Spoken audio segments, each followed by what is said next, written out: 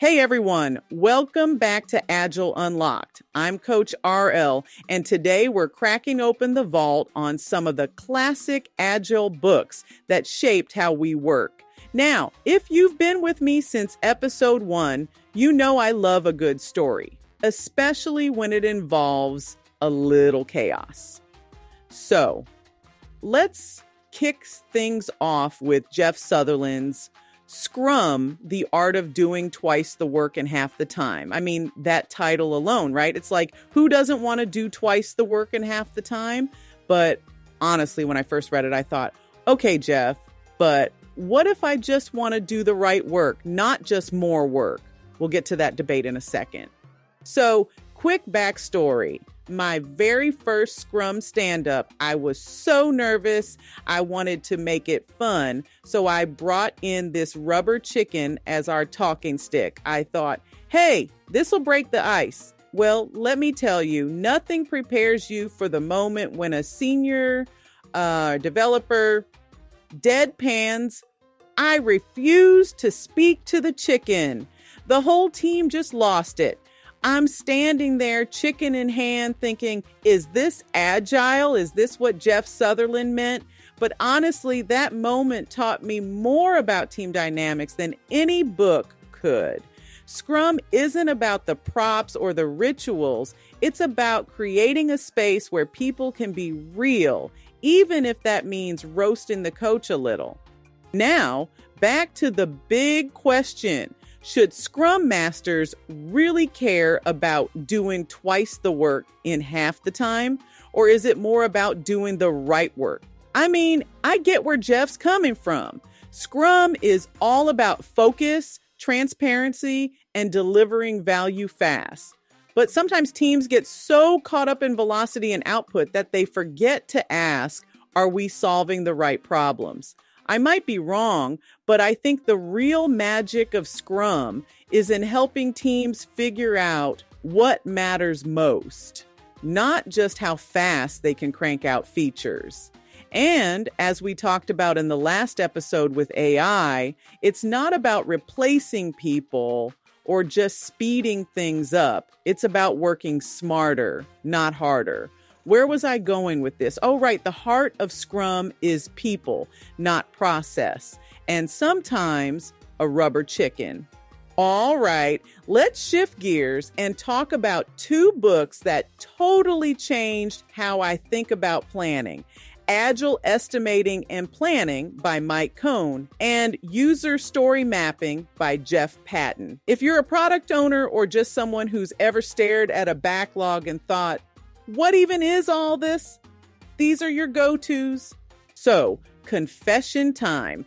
Early in my product owner days, I was obsessed with velocity. Like I had spreadsheets, charts, the whole 9 yards. My team, though, they were obsessed with story points. We'd finish a sprint and someone would say, we only did 18 points, but last sprint we did 24.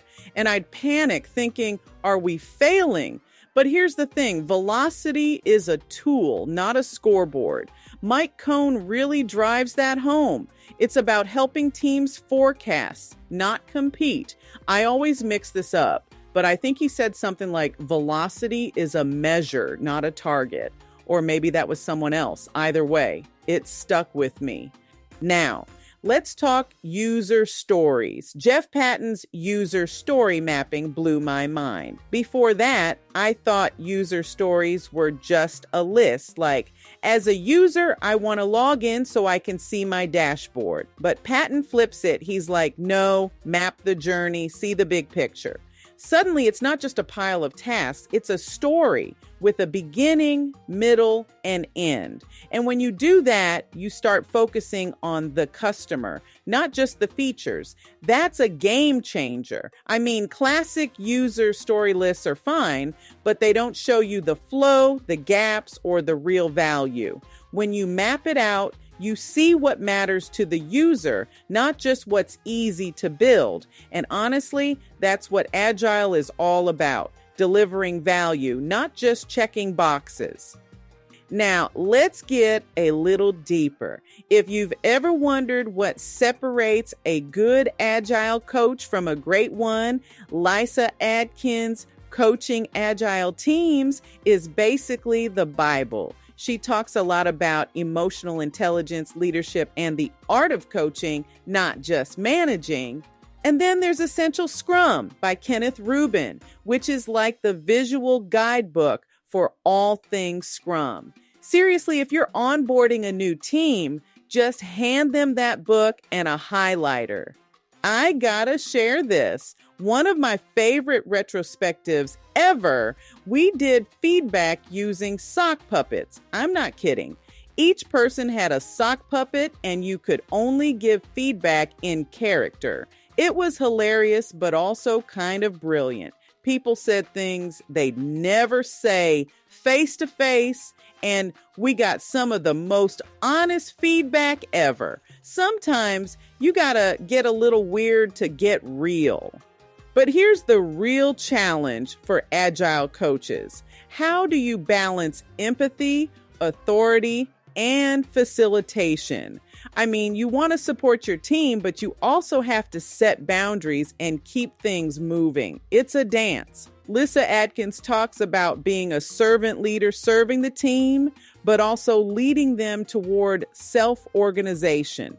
And Rubin's visuals help you see where you fit in the process.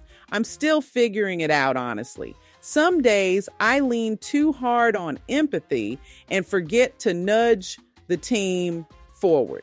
Other days I'm all about the process and miss the human side. But that's the journey, right?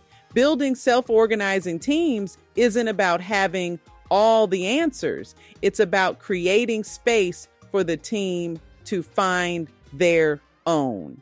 All right, that's a wrap for today's episode. We covered a lot: Scrum chickens, velocity panic, sock puppet retros, and the heart of servant leadership. If you're loving these deep dives into Agile classics, stick around. There's plenty more wisdom to unlock. Until next time, keep experimenting, keep learning, and remember, Agile isn't about being perfect. It's about getting better, one sprint at a time. See you soon.